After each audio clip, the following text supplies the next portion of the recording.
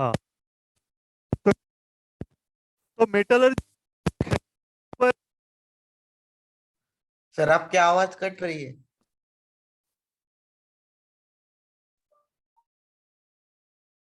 अब क्लास देखा है कि मेटल एंड नॉन मेटल और मेटलर्जी एक ही है। अब जैसे कि मेटल एंड नॉन मेटल में हम लोग फिजिकल प्रॉपर्टीज ऑफ मेटल्स के बारे में डिस्कस तो नहीं करेंगे।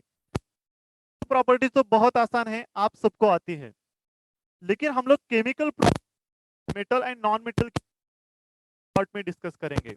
उसके बाद मेटलर्जी का जो कॉन्सेप्ट है वो आपको मैं एक्सप्लेन करूंगा। सबसे पहले हम लोग प्रॉपर्टी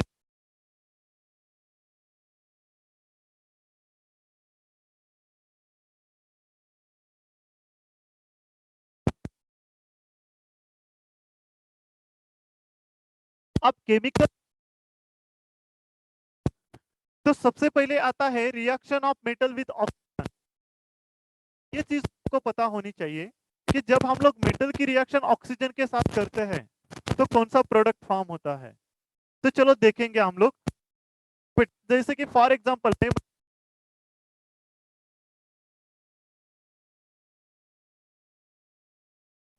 गैस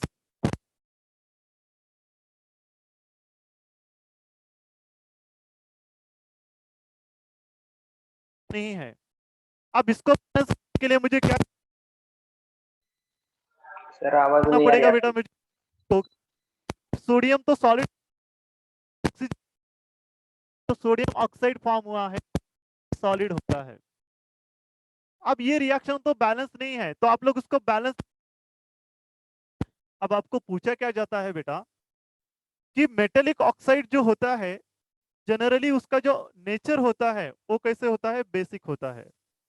यानी कि generally metallic oxides are basic in nature. अब क्यों बेसिक नेचर होता है इसका? क्योंकि when metal oxide dissolve in water then the formation of metal hydroxide, इसका मतलब वहां से फॉर्म होता है। तो चलो क्या हो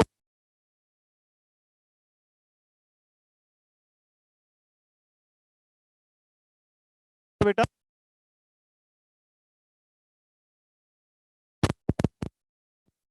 इसका मतलब क्या है? ऑक्सीजन जनरल समझ में आई है यहाँ पे सर आपकी कि आवाज नहीं मैं आ रही। क्या बोल रहा हूं आपको कि जनरली मेटेलिक ऑक्साइड जो होते हैं उनका नेचर बेसिक होता है। इसका मतलब आपके दिमाग में ये आया होगा कि सर पूरे मेटेलिक ऑक्साइड का नेचर बेसिक होता है क्या? नहीं होता। कुछ मेटेलिक ऑक्साइड जो होते हैं उनका नेचर बेसिक नहीं होता। तो आप बोलोगे कि सर नहीं होता तो फिर कैसे होता है? तो उनका नेचर होता है एम्फोटेरिक। कैसा होता है बेटा? एम्फोटेरिक, जिसके ऊपर आपके एग्जाम में क्वेश्चन पूछा जाता है ना। आपको ये पता होता है कि जनरल ऑक्साइड जो होते हैं वो तो कैसे होते हैं बेटा? ऑक्साइड होते हैं, उसका नेचर बेसिक होता है। लेकिन कुछ ऑक्साइड ऐसे हैं जिनका नेचर एम्फोटेरिक होता है। ऐसे कौन से मेटल्स जिनका ऑक्साइड एम्फोटेरिक है वो हम लोग देखेंगे। तो चलो आप लोग पोटेशियम की रिएक्शन ऑक्सीजन के साथ करो, पोटेशियम ऑक्साइड। कैल्शियम की रिएक्शन ऑक्सीजन के साथ करो, कैल्शियम ऑक्साइड फॉर्म होगा। मैग्नीशियम की रिएक्शन ऑक्सीजन के साथ मैग्नीशियम ऑक्साइड फॉर्म होगा। और वो जो रिस्पेक्टिव ऑक्साइड में डिसॉल्व, वो क्या करेगा बेटा? रिस्पेक्टिव हाइड्रोक्साइड फॉर्म करेगा, जिसको हम लोग बेस कहते हैं। ये बात आपको समझ ही होगी। तो इसके बाद हम रिएक्शन, इसके बाद हम लोग देखें रिएक्शन ऑफ मेटल ऑक्सीजन। तो उसके बाद हम लोग जो कि वेरी इंपॉर्टेंट है कि टेक्स्ट बुक में भी है, आपको एग्जाम में वो है रिया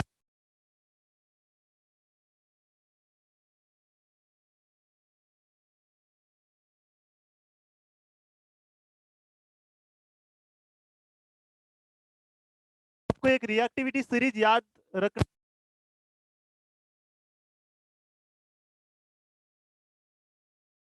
सर आपकी आवाज नहीं आ रही।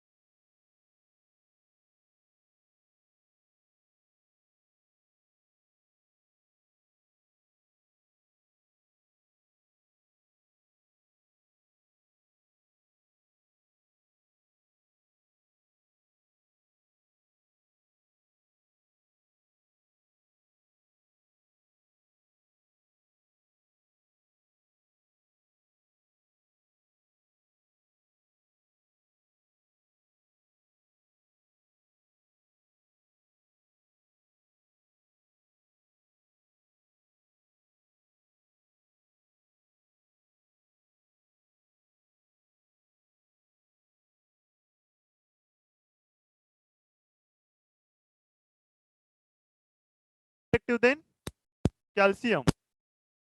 इसका मतलब ऊपर का जो मेटल है मेटल से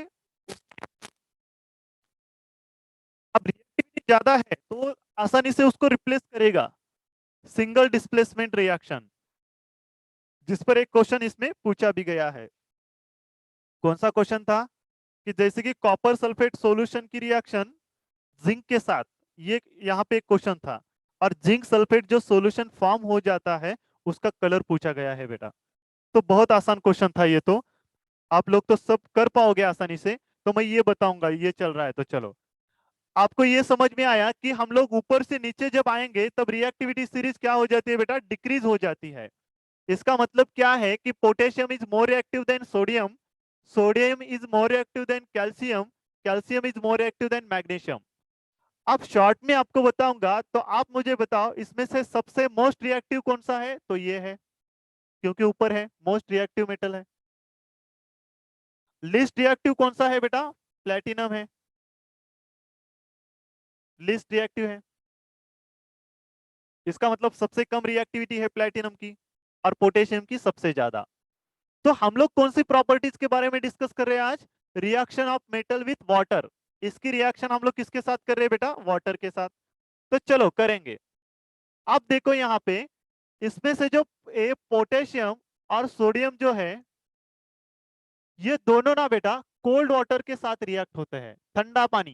कोल्ड वाटर का मतलब ठंडा पानी, कोल्ड वाटर, COLD, कोल्ड। अब आप बोलोगे कि सर इनको ठंडे नहीं लगती क्या, ठंड वाटर के साथ क्यों होता है रिएक्ट। तो कोल्ड वाटर के साथ इसीलिए रिएक्ट होते हैं क्योंकि potassium sodium is the most reactive metal, most reactive metal, इनकी रिएक्टिविटी बहुत ज्यादा होती है। अब रिएक्टिविटी बहुत ज्यादा होने के कारण, अब इसीलिए तो ये भी पता होना चाहिए कि सोडियम को ना केरोसिन में डाल के रखते हैं। अब केरोसिन में डाल के क्यों रखते हैं, क्योंकि अगर उसको ओपन सरफेस पे रखोगे तो वो क्या करेगा बेटा, जो एटमॉस्फेयर में जो मॉइस्चर है, मॉइस्चर,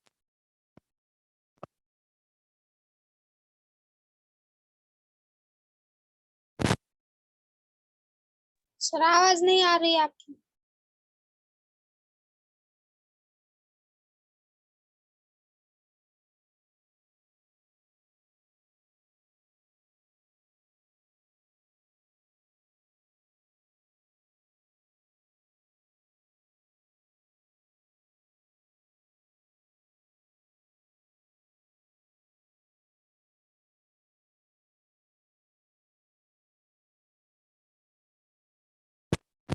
अब सोडियम भी जो है वो भी क्या करेगा बेटा, वाटर के साथ रिएक्ट होगा और सोडियम हाइड्रोक्साइड फॉर्म करेगा, और H2O जो गैस है वो इवॉल्व करेगा।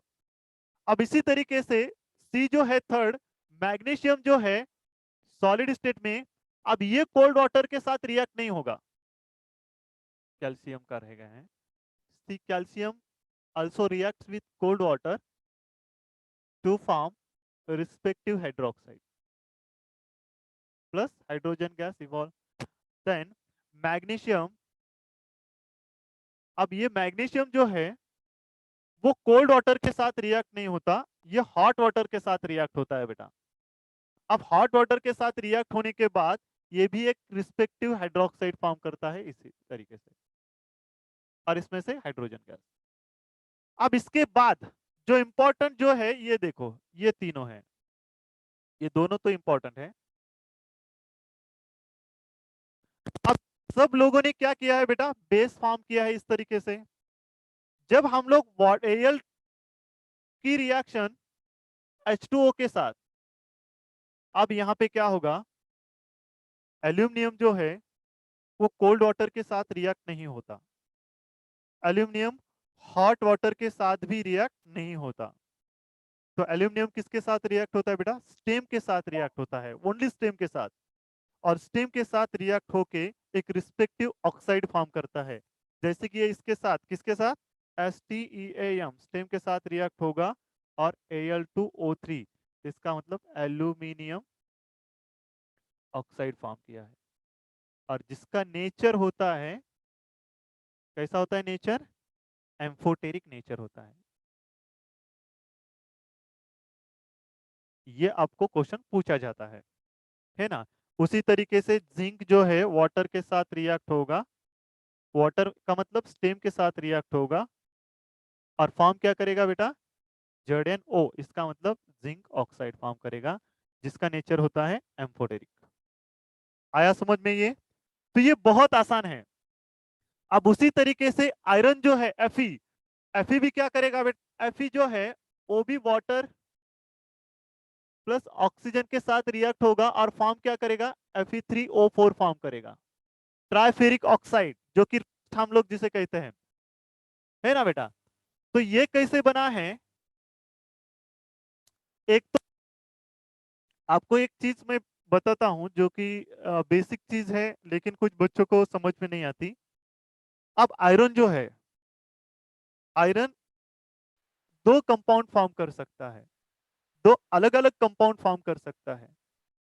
अब आप बोलोगे कि सर आयरन दो कंपाउंड कैसे फॉर्म कर सकता है, ऐसा क्या है कि जिसकी वजह से आयरन दो कंपाउंड फॉर्म करता है? क्योंकि बेटा आयरन की जो वैलेंसी होती है वो वेरिएबल वैलेंसी शो करता है।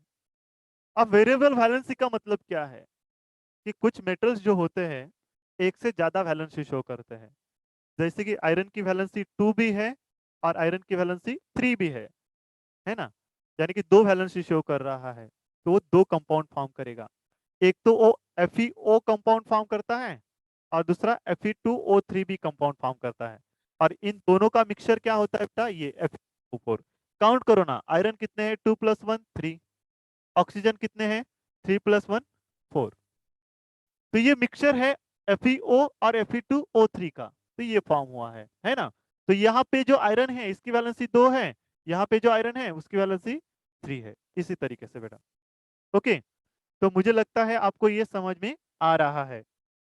तो ये बहुत आसान है, कैसे याद रखोगे बेटा ये, potassium sodium and calcium reacts with cold water to form respective hydroxide, then magnesium is reacts with hot water to form respective hydroxide, जो कि magnesium hydroxide, then aluminum and zinc reacts with steam to form respective oxide.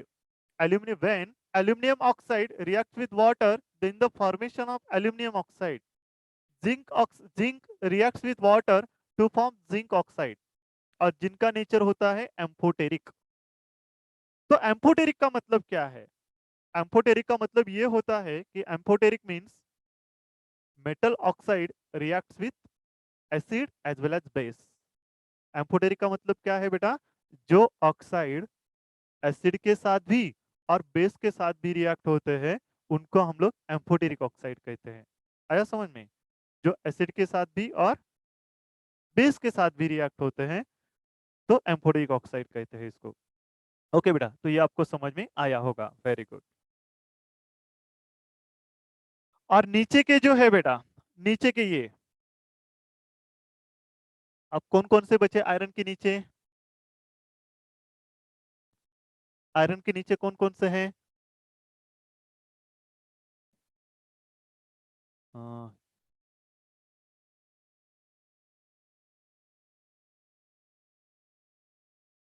ये elements बचे हैं iron के नीचे। they do not combine, they do not reacts with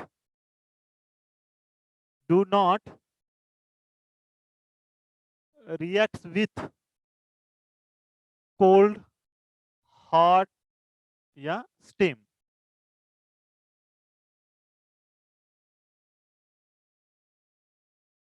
they do not reacts with cold water, cold steam or steam water under any condition। इसका मतलब क्या है, किसी भी कंडीशन में ये जो एलिमेंट्स है कोल्ड वाटर के साथ या हॉट वाटर के साथ या स्टीम के साथ रिएक्ट नहीं होते, क्योंकि इनकी रिएक्टिविटी बहुत कम होती है। अब रिएक्टिविटी कम होती है तो ये रिएक्ट होंगे क्या बेटा, नहीं। तो रिएक्टिविटी के ऊपर एक क्वेश्चन पूछा गया है, देखो क्या था, metal generally occurs in free state, यहाँ पे है सीपीपी में, जो कि प्रीवियस ईयर में आपको पूछा गया है। अब यहाँ पे क्या है देखो बेटा, कि ये क्वेश्चन क्या था, metal generally occurs in free state, ऐसे कौन से मेटल है जो फ्री स्टेट में पाए जाते हैं। या नेटिव स्टेट भी हम लोग बोलते हैं उसको, नेटिव स्टेट। अब देखो बेटा, जिनकी रिएक्टिविटी बहुत कम होती है वो फ्री स्टेट में पाए जाते हैं। जैसे कि गोल्ड है, वो फ्री स्टेट में ऑब्टेन होता है। अब प्लेटिनम है, वो भी फ्री स्टेट में ऑब्टेन होता है। सिल्वर है, वो भी फ्री स्टेट में ऑब्टेन होता है। अब ये फ्री स्टेट या कंबाइन फ्री स्टेट में क्यों ऑब्टेन होते हैं बेटा, आपको याद रखना है, क्योंकि इनकी रिएक्टिविटी बहुत कम होती है। अब बहुत कम होने के कारण ये ऑक्सीजन के साथ रिएक्ट नहीं होते। अब ऑक्सीजन के साथ या वाटर के साथ रिएक्ट नहीं होते, जिसकी वजह से ये फ्री स्टेट में ऑब्टेन होते हैं। तो आपको यहाँ पे क्वेश्चन था, और यहाँ पे प्लेटिनम या आंसर आता है लास्ट वाला। सोडियम, मैग्नीशियम, पोटेशियम दिया है, तो sodium, potassium and magnesium is the most reactive metal. और इसमें प्लेटिनम दिया था, platinum is the least reactive metal, है ना, लीस्ट रिएक्टिव है, जिसकी वजह से ये किसी भी ऑक्सीजन या वाटर के साथ रिएक्ट नहीं होता, इसीलिए ये फ्री स्टेट में ऑब्टेन होता है। तो ये चीज याद रखो बेटा। चलो, उसके बाद नेक्स्ट,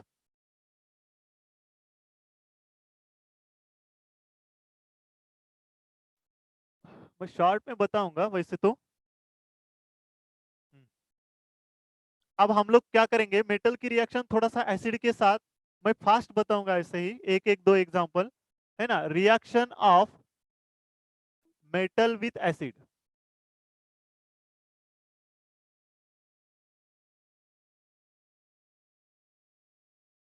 आपको तो ये हुआ है पूरा। चलो, जैसे कि देखो, जिंक है, इसकी रिएक्शन मैं एसिड के साथ कर दूंगा, तो क्या फॉर्म होगा, ZnSO4 प्लस H2 गैस, है ना। उसी तरीके से कैल्शियम है, इसकी रिएक्शन में इसके साथ कर दूंगा तो क्या फॉर्म होगा, CaSO4 प्लस H2 गैस। इसी तरीके से मैं क्या करूंगा, metal, next reaction of metal with metal carbonate.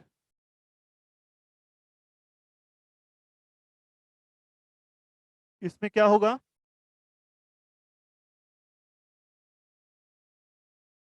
Reaction of metal carbonate with acid, reaction of metal carbonate with acid.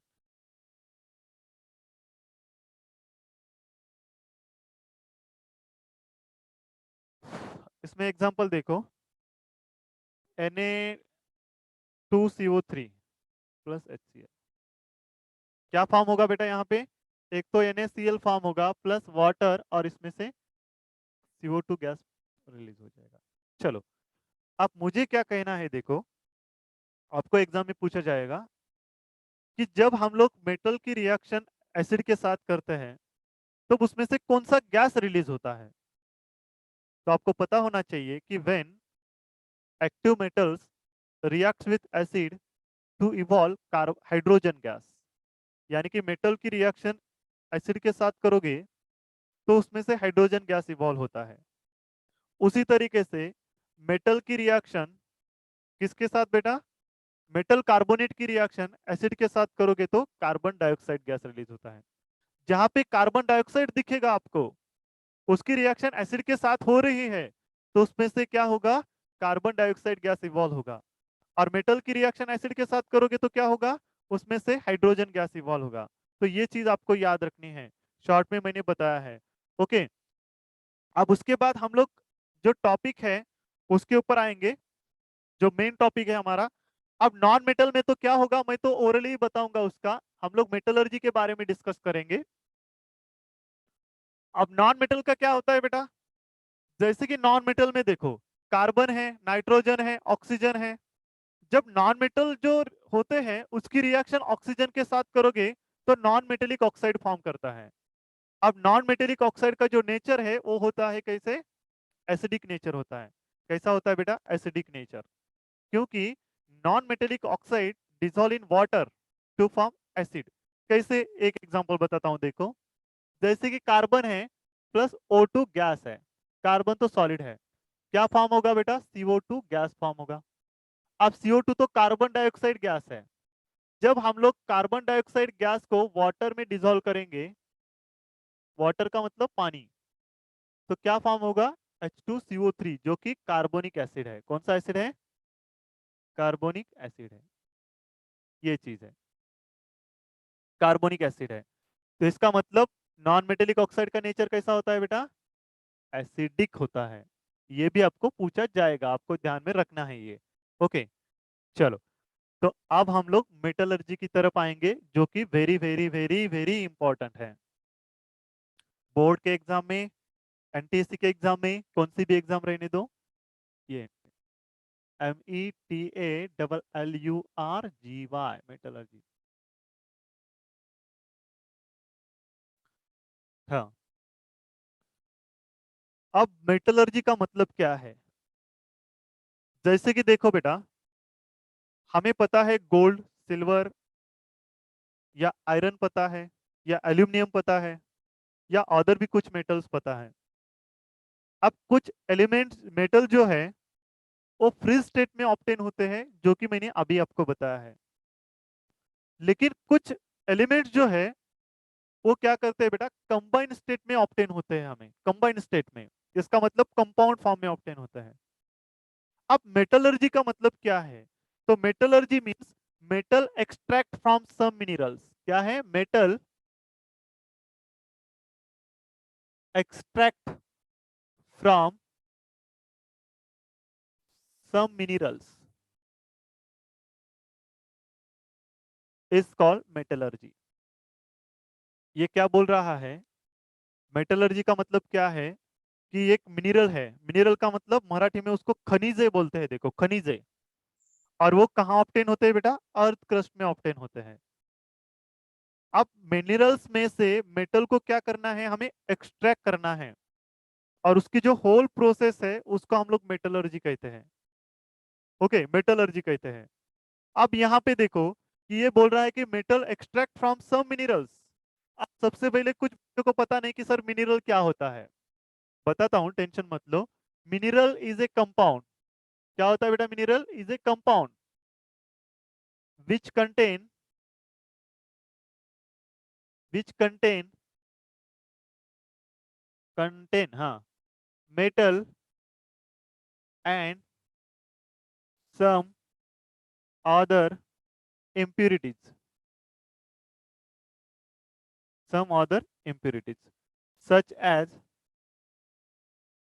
sand है, सॉइल है ना, रॉक है, इट इज। तो ये मिनरल की डेफिनेशन है। मिनरल का मतलब क्या है? मिनरल इज ए कंपाउंड, एक कंपाउंड होता है जिसमें मेटल प्रेजेंट होता है और कुछ इम्प्योरिटीज भी प्रेजेंट होती है। तो ये है मिनरल की डेफिनेशन। आप देखो बेटा कि मैंने मेटलर्जी की डेफिनेशन अच्छे से आप लोग देखोगे तो आपको समझ में आई होगी। मैंने क्या लिखा है कि क्या लिखा है यहाँ पे?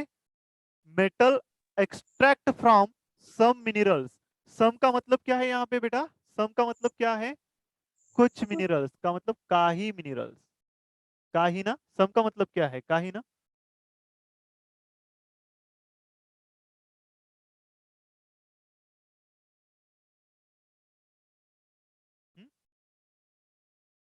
सम का मतलब क्या है बेटा? कुछ मिनरल्स। तो कुछ मिनरल्स में से ही हम लोग क्या करेंगे, मेटल को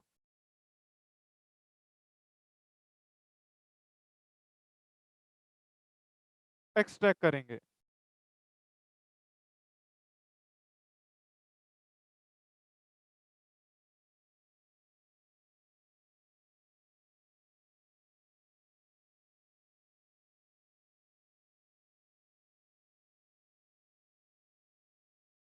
हाँ, अब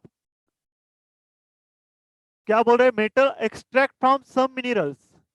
कुछ ऐसे मिनरल्स है जिसमें से हम लोग मेटल को एक्सट्रैक्ट करेंगे। अब वैसे मिनरल्स को क्या कहते हैं बेटा? हम लोग स्पेशल नाम है ओर्स है। अब कुछ मिनरल्स का मतलब क्या है? कैसे मिनरल्स को हम लोग ओर्स कहेंगे?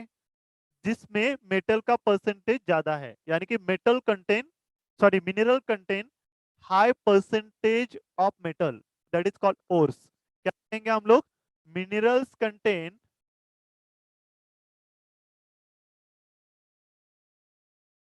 High percentage of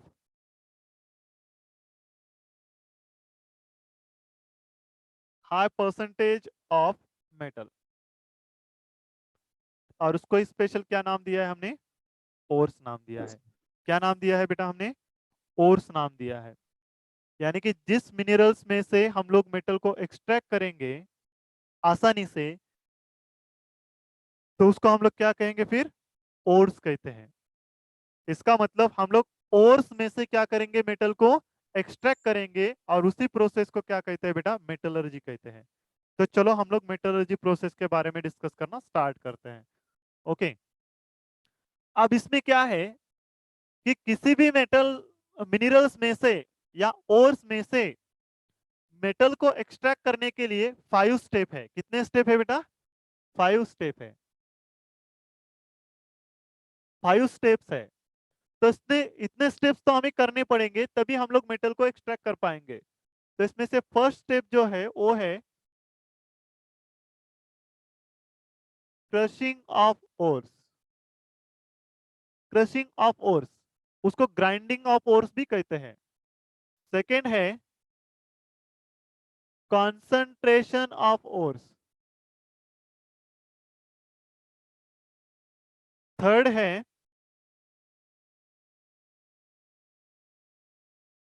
metallic ores into metallic oxide. और फोर्थ है रिडक्शन। और फिफ्थ है रिफाइनिंग। हाँ, तो फर्स्ट है देखो, क्रशिंग ऑफ ओर्स। तो क्रशिंग ऑफ ओर्स में जो मेटेलिक ओर्स है जो कि सॉलिड स्टेट में हमें ऑब्टेन होता है, उसको क्या किया जाता है बेटा? मशीन में डाला जाता है। क्रशर मशीन में, मिल में डाला जाता है, जिसकी वजह से क्या होगा? जो सॉलिड है उसका स्मॉल पार्टिकल में कन्वर्ट हो जाएगा। यानी कि metallic ores convert into small small particle. अब स्मॉल पार्टिकल कन्वर्ट होने के बाद, ये स्मॉल पार्टिकल में कन्वर्ट हुआ है, उसके बाद उसको थोड़ा सा हीट किया जाता है, जिसकी वजह से क्या होगा? इसमें से जो वोलाटाइल सब्सटेंस है ये क्या हो जाएंगे बेटा? निकल जाएंगे, यानी वेपोराइज होंगे। क्या होंगे? वेपोराइज का मतलब वो वेपर्स में कन्वर्ट हो जाएंगे। अब उसको ज्यादा तो हीट नहीं करेंगे हम लोग। अगर ज्यादा हीट करेंगे तो उसमें से जो मेटल है वो मेल्ट हो जाएगा, इसलिए हम लोग ज्यादा हीट तो नहीं करते। इसमें से क्वेश्चन तो नहीं बनेगा, लेकिन आपको याद रखना है कि उसमें फर्स्ट स्टेप में हम लोग वो जो ओर्स है उसको स्मॉल पार्टिकल में कन्वर्ट किया है। चलो, सर तो सेकेंड स्टेप है इसकी। अब फर्स्ट स्टेप में हमने स्मॉल पार्टिकल में कन्वर्ट किया है, तो सेकेंड स्टेप है कॉन्सेंट्रेशन ऑफ ओर्स। इसको इनिशियल प्यूरिफिकेशन, तो इसमें 3 है। एक तो है ग्रेविटी सेपरेशन।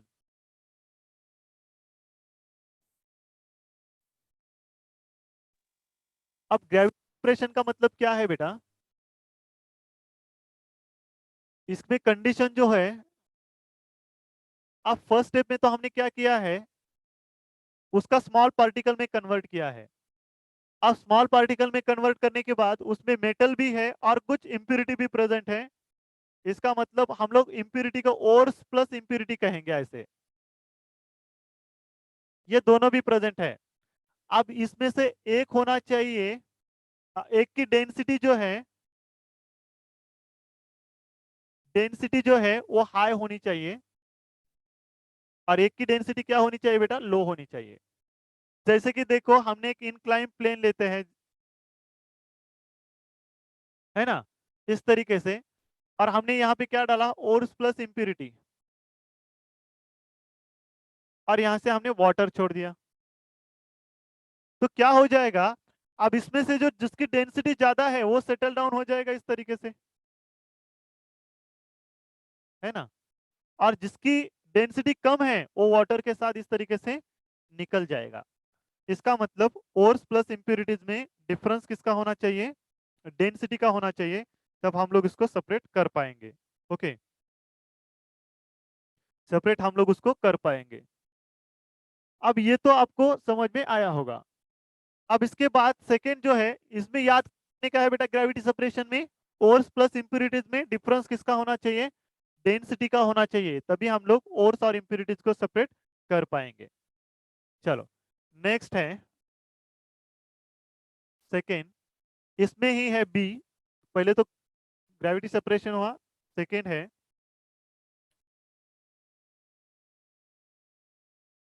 Magnetic separation. अब मैग्नेटिक सेपरेशन में क्या होगा? कंडीशन क्या होगी बेटा? जो ओर्स प्लस इंप्यूरिटीज जो है, इसमें एक होना चाहिए मैग्नेटिक और दूसरा होना चाहिए नॉन मैग्नेटिक, तभी हम लोग उसको सेपरेट कर पाएंगे। और इसमें थर्ड है फ्रोथ फ्लोटेशन। अब फ्रोथ फ्लोटेशन में ओर्स प्लस इंप्यूरिटीज में जनरली ये जो प्रोसेस है वो सल्फाइड ओर्स के लिए की जाती है, और ओर्स प्लस इंप्यूरिटीज में एक होना चाहिए, कंडीशन है हाइड्रोफिलिक।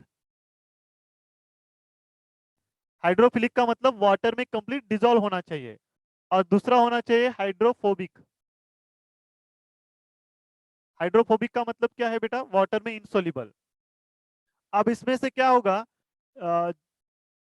सल्फाइड ओर्स जो होता है वो हाइड्रोफिलिक होता है, सॉरी हाइड्रोफिलिक नहीं, हाइड्रोफोबिक होता है, जिसकी वजह से इसमें क्या किया जाता है बेटा? एक बीकर लिया जाता है इस तरीके का, और इसमें वाटर लिया जाता है, और इसमें ऑयल भी डाला जाता है। ऑयल, ये ऑयल है और ये वाटर है, और इसमें हमने ये सल्फाइड का जो ओर्स है उसको डाल दिया। अब सल्फाइड का जो ओर्स है ना बेटा, ये चिपकता है ऊपर, किसके ऊपर? उस वाटर के ऊपर, जो ऑयल है उसको चिपकता है, और इम्प्यूरिटी जो है वो वाटर में डिजोल्व हो जाती है। इसका मतलब फ्रोथ का मतलब क्या है? ऊपर। जैसे कि हमारी मम्मी घर में घी बनाती है, देखो ऐसे टर्निंग करके, तो ऑयली जो लेयर है, लोणी म्हणतो आपण, ते वर येते ना, तसा तशा पद्धतीनं हा आपण वर लेयर येतो, आणि त्याला सेपरेट करू शकतो आपण। तर ही गोष्टी तुम्हाला लक्षात ठेवावं लागणार आहे। चलो नेक्स्ट है metallic ores into metallic oxide. क्या है? Metallic ores into metal oxide.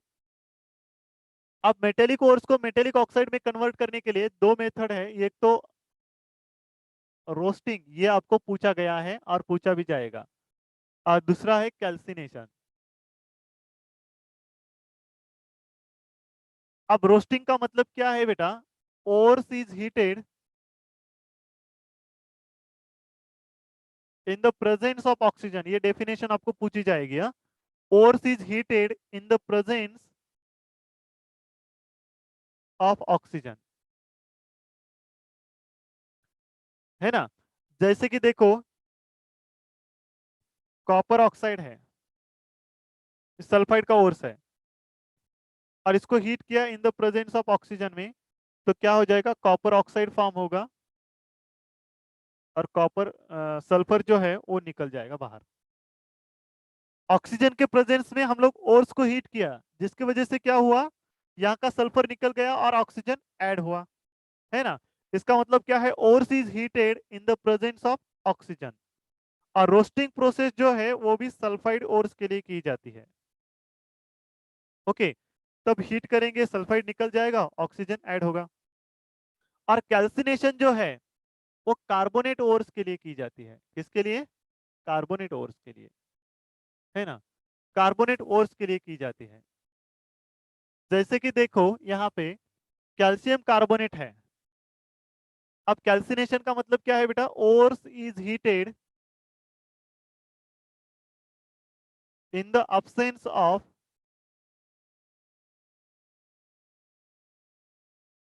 Oxygen. Oxygen, अब देखो जैसे कि CO3 है, इसको हमने हीट किया, तो क्या हो जाएगा? CaO plus CO2 gas. इसका मतलब हमें एम क्या था? मेटल ऑक्साइड में कन्वर्ट करना है, तो ये भी मेटल ऑक्साइड में कन्वर्ट हुआ, ये भी मेटल ऑक्साइड में। रोस्टिंग का मतलब क्या है? हम लोग ओर्स को हीट करते हैं in the absence of oxygen में, sorry in the presence of oxygen में, और कैल्सिनेशन में हम लोग पोर्स को हीट करते हैं in the absence of oxygen में। इस तरीके से आपको ये याद रखना है। तो रोस्टिंग और कैल्सिनेशन में आपको क्वेश्चन पूछा जाता है बेटा, तो आपको वो भी याद रखना है। चलो इसके बाद है, अब हमने मेटल ऑक्साइड में कन्वर्ट किया है। अब मेटल ऑक्साइड में कन्वर्ट करने के बाद हमें क्या करना पड़ेगा, उसका रिडक्शन करना पड़ेगा। रिडक्शन, हमें तो मेटल चाहिए ना, तो नेक्स्ट है रिडक्शन। रिडक्शन, अब रिडक्शन में होता क्या है, रिडक्शन में, रिडक्शन का मतलब होता है रिमूवल ऑफ ऑक्सीजन, है ना, यही है ना। चलो, अब PbO प्लस सी, PbO plus CO, PbO plus H2। अब ये CO और H2 जो है वो है रिड्यूसिंग एजेंट। अब रिड्यूसिंग एजेंट का यूज करने से क्या होगा, इस रिएक्शन में रिडक्शन होगा। तो रिडक्शन होने के बाद ऑक्सीजन निकल जाएगा, तो क्या बनेगा, Pb प्लस CO। यहाँ पे क्या बनेगा, Pb प्लस CO2। यहाँ पे क्या बनेगा, Pb प्लस H2O। तो क्या मिला बेटा हमें, मेटल मिला है इस तरीके से, है ना, क्या मिला है हमें, मेटल मिला है इस तरीके से। ओके, तो इस तरीके से हम लोग कर सकते हैं। तो बहुत सारे एग्जांपल है इसके, जैसे कि देखो कॉपर है,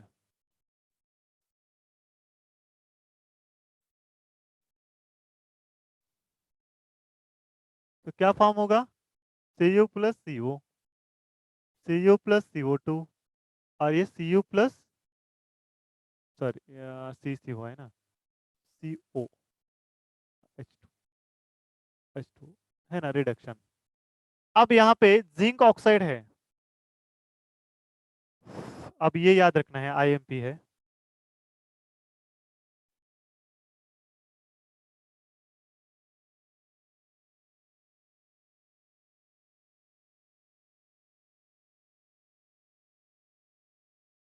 अब बोलोगे कि सर ये IMP कैसे हुआ फिर। अब IMP ये इसीलिए है क्योंकि जिंक ऑक्साइड जो है बेटा, अब जिंक एक एक्टिव मेटल्स है, और ऑक्सीजन और जिंक के बीच में जो बॉन्ड है वो स्ट्रांग होता है। अब कार्बन की में इतनी ताकत नहीं है जो कि ऑक्सीजन को उसमें से निकाल सके। इसका मतलब, या सॉरी, या कार्बन मोनोऑक्साइड और H2 इतने स्ट्रांग रिड्यूसिंग एजेंट नहीं है जिसका यूज करके हम लोग जिंक ऑक्साइड को रिड्यूस कर सके। जिंक ऑक्साइड को रिड्यूस करने के लिए सिर्फ और सिर्फ कार्बन का यूज करके ही हम लोग जिंक ऑक्साइड को रिड्यूस कर सकते हैं, है ना। क्योंकि क्योंकि क्या है बेटा, ये जो है carbon is the strong reducing agent, reducing agent, और ये इतने स्ट्रांग नहीं है, इसका मतलब ये पॉसिबल नहीं है। जिंक ऑक्साइड को सिर्फ कौन रिड्यूस कर सकता है, कार्बन रिड्यूस कर सकता है ना, ओनली कार्बन रिड्यूस कर सकता है, और वो zinc plus carbon monoxide form करेगा। तो ये चीज भी आपको याद रखनी है। ओके, तो ये आपको याद रखना है बेटा। चलो, तो ये हुआ होगा आपका। तो इसके बाद जो इम्पोर्टेंट है वो हम लोग देखेंगे अभी। चलो, हुआ है क्या, सबका समझ में आया, किसी को दिक्कत है तो पूछो, चलो एक सेकंड में। आपका ऑलरेडी हुआ है, हम लोग तो रिवीजन ले रहे हैं वैसे तो पूरा। ओमकार, समझ में आ रहा है क्या कुछ। Yes sir. हेलो ओमकार, अबे बोला कि, यस सर। Yes sir. बोलते हैं ना कि देखें, जाओ दे, तुम्हारा बोलूं क्या फायदा नहीं। हाँ, नेक्स्ट है, कहाँ गया है वो।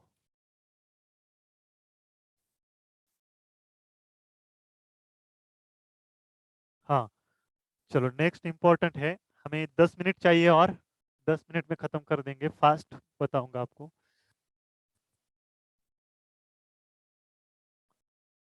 हाँ, चलो नेक्स्ट हेडिंग डालो, एक्सट्रैक्शन ऑफ एल्यूमिनियम। क्या है, एक्सट्रैक्शन ऑफ एल्यूमिनियम।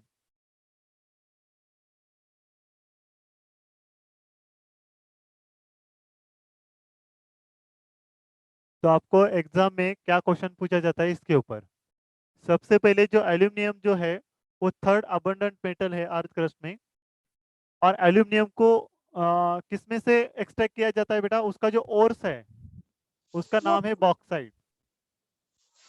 ये आपको याद रखना है। और इसका जो फॉर्मूला है वो क्या है, Al2O3 डॉट 2H2O है। इसमें से हम लोग क्या करते हैं, एक्सट्रैक्ट करते हैं। और इसमें से इस ओर्स में Al2O3 का जो परसेंटेज होता है वो होता है 30 to 70%। और बाकी इम्प्योरिटी प्रेजेंट होती है। ओके, अब इसको, ये जो मेटल है एल्यूमिनियम, उसको एक्सट्रैक्ट किस किस तरीके से किया जाता है बेटा, कि अभी जो मैंने स्टेप बताया है वो स्टेप इसमें फॉलो नहीं होते। उसके लिए एक स्पेशल मेथड है, वो हमें लिखना पड़ेगा। अब क्या है बेटा कि जैसे कि आपको पता होगा कि गोल्ड को जितनी वैल्यू थी उतनी पहले एल्यूमिनियम को भी थी, क्योंकि एल्यूमिनियम को एक्सट्रैक्ट करना पॉसिबल नहीं था, उसकी जो प्रोसेस है वो थोड़ी हार्ड है। तो उसी तरीके से जो बॉक्साइट जो ओर्स है वो सॉलिड फॉर्म में है, उसको क्या किया जाता है बेटा, सबसे पहले तो क्रशिंग किया जाता है, स्मॉल पार्टिकल में कन्वर्ट किया जाता है। और स्मॉल पार्टिकल में कन्वर्ट करने के बाद उसको थोड़ा सा हीट किया जाता है, जिसकी वजह से उसमें से जो इम्प्योरिटी है वो वोलाटाइल इम्प्योरिटी वो निकल जाएगी। अब सेकेंड स्टेप की तरफ आएंगे हम लोग। पहले तो हमने क्या किया है, क्रशिंग किया है। तो सेकेंड स्टेप में आने के बाद इसमें जो कॉन्सेंट्रेशन ऑफ ओर्स है, मैं डायरेक्टली लिखता हूं यहाँ पे। फर्स्ट स्टेप तो देखा है हमने, कॉन्सेंट्रेशन ऑफ ओर्स में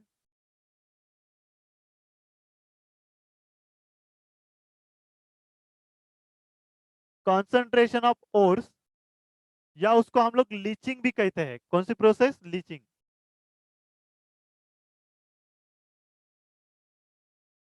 अब इसमें से जो टीन की, लीड की जो इम्प्योरिटी है आयरन की, इसमें इम्प्योरिटी प्रेजेंट होती है। अब एक्सट्रैक्शन ऑफ एल्यूमिनियम में जो कॉन्सेंट्रेशन ऑफ ओर्स है, उसमें एल्यूमिनियम को एक्सट्रैक्ट करने के लिए जो बियर नाम के साइंटिस्ट थे उन्होंने हमें मेथड बताई है, यानी कि बियर्स प्रोसेस।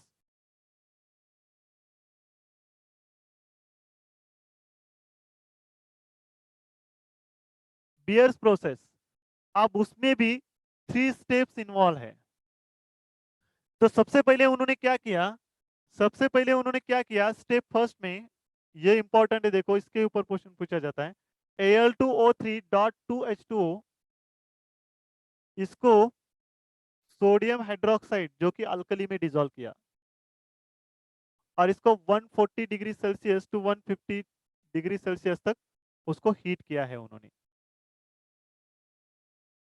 और ये जो रिएक्शन है वो 8 आवर्स तक चली है। अब देखो बेटा, ये तो बेस है अल्कली, और ये है बॉक्साइड का ओर्स।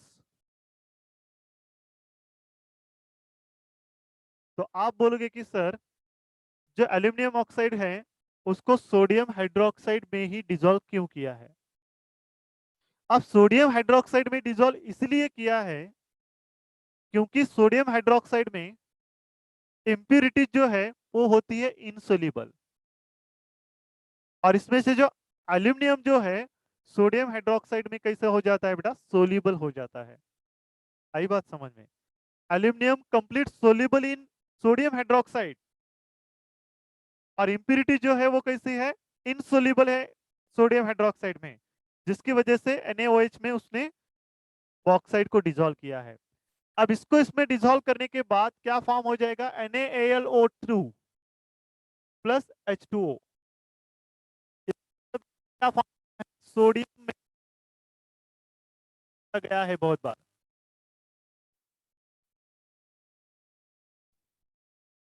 इसमें इम्प्यूरिटी सोल्यूबल है। और मेटल क्या है बेटा, एल्यूमिनियम कैसा है, अब इसको हम लोग फिल्टर करेंगे। और फिल्टर करने के बाद क्या होगा कि जो इम्प्यूरिटी है फिल्टर पेपर के ऊपर रहेगी, उसको हम लोग साइड में करेंगे, और जो सॉल्यूशन है जिसमें से जो एल्यूमिनियम है वो हमें मिलेगा, तो उस सॉल्यूशन को हम लोग साइड में रखेंगे। तो इस तरीके से यहाँ से हम लोग इसको फिल्टर कर देंगे। तो फर्स्ट स्टेप में क्या हुआ, सिर्फ बॉक्साइड ओर्स को हमने डिसॉल्व किया है सोडियम हाइड्रोक्साइड में, जिसकी वजह से क्या हुआ, सोडियम मेटा एल्यूमिनेट ये कंपाउंड फॉर्म हुआ है, जिसमें एल्यूमिनियम कंप्लीट सोल्यूबल है और इंप्यूरिटीज क्या है, इनसोल्यूबल है। और इंप्यूरिटीज को अलग करने के लिए हमने क्या किया, इस सॉल्यूशन को फिल्ट्रेशन किया है, जिसकी वजह से इंप्यूरिटी साइड में निकल आई और एल्यूमिनियम तो उसमें डिसॉल्व है। ओके, अब उसमें सेकेंड स्टेप जो है, उन्होंने क्या किया है बेटा, सेकेंड स्टेप में हाइड्रोलिसिस किया है। क्या किया है, हाइड्रोलिसिस। थोड़ा रह गया है। हाँ।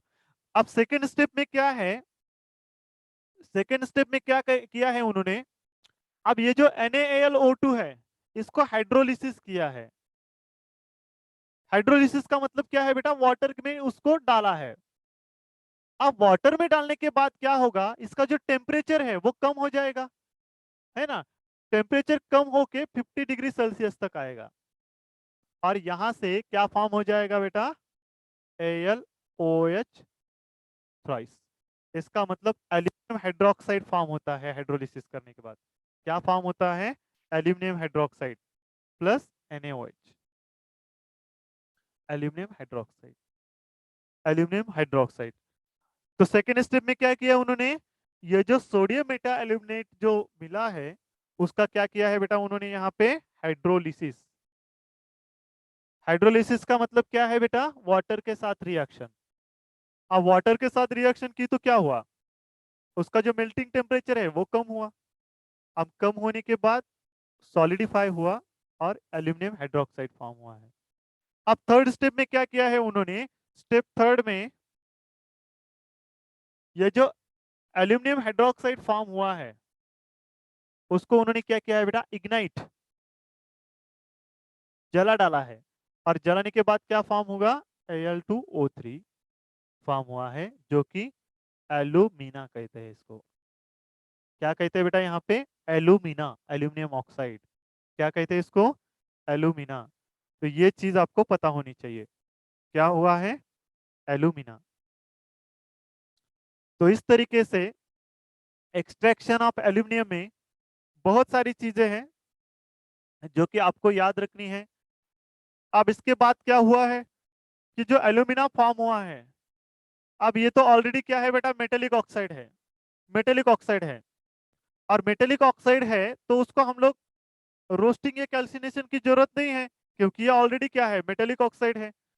तो मेल्टिंग कैल्सिनेशन और इसकी तो जरूरत नहीं है। और उसके बाद उन्होंने क्या किया है बेटा, इलेक्ट्रो रिफाइनिंग में अब एल्यूमिनियम ऑक्साइड जो है वो क्या है, एक तो एल्यूमिनियम ऑक्साइड जो है वो बैड कंडक्टर होता है इलेक्ट्रिसिटी का। अब उसको हमें तो एल्यूमिनियम चाहिए, है ना, उसको इलेक्ट्रोलिसिस करनी पड़ेगी। तो वो बैड इलेक्ट्रोलाइट भी होता है, जिसकी वजह से इसमें कुछ इलेक्ट्रोलाइट्स भी डाला गया है। और उसका नाम क्या है बेटा, क्रायोलाइट और फ्लोरोस्पर। सिर्फ उसके आप लोग फार्मूला याद रखो, मैं उतना ज्यादा तो नहीं बताऊंगा आज।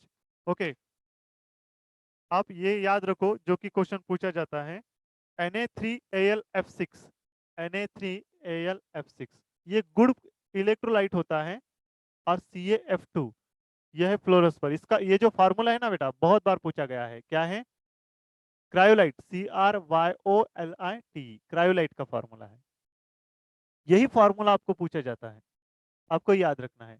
आपको क्या पूछा जाएगा, ये देखो ना, which of the following the molecular formula of cryolite, यहाँ पे पूछा गया है। मेरे पास क्वेश्चन पेपर है ये। हाँ, क्या पूछा था, chemical formula of cryolite is, आप देख सकते हो, आपको दिखाऊंगा, यहाँ पे पूछा गया है ना। क्या पूछा था, केमिकल फार्मूला ऑफ क्रायोलाइट, तो क्या आता है, Na3Al F6, डायरेक्टली क्वेश्चन पूछा गया है। और फ्लोरोस्पर का पूछने के बाद CaF2, इस तरीके से। तो बेटा इतनी चीजें आप लोग करो अच्छे से, इसमें 100% आपका कवर हो जाएगा इसमें। ओके, तो एक्सट्रैक्शन ऑफ एल्यूमिनियम में ये 3 मेथड याद रखो, है ना। और दूसरी चीज बेटा, उसमें जो फार्मूला है ना, सोडियम मेटा एल्यूमिनेट का फॉर्मूला क्या है, क्रायोलाइट का फॉर्मूला क्या है, फ्लोरोस्पर का फॉर्मूला क्या है ना। और जिंक ऑक्साइड को कैसे रिड्यूस कर सकते हैं हम लोग, सिर्फ कार्बन का यूज करके रिड्यूस कर सकते हैं, है ना।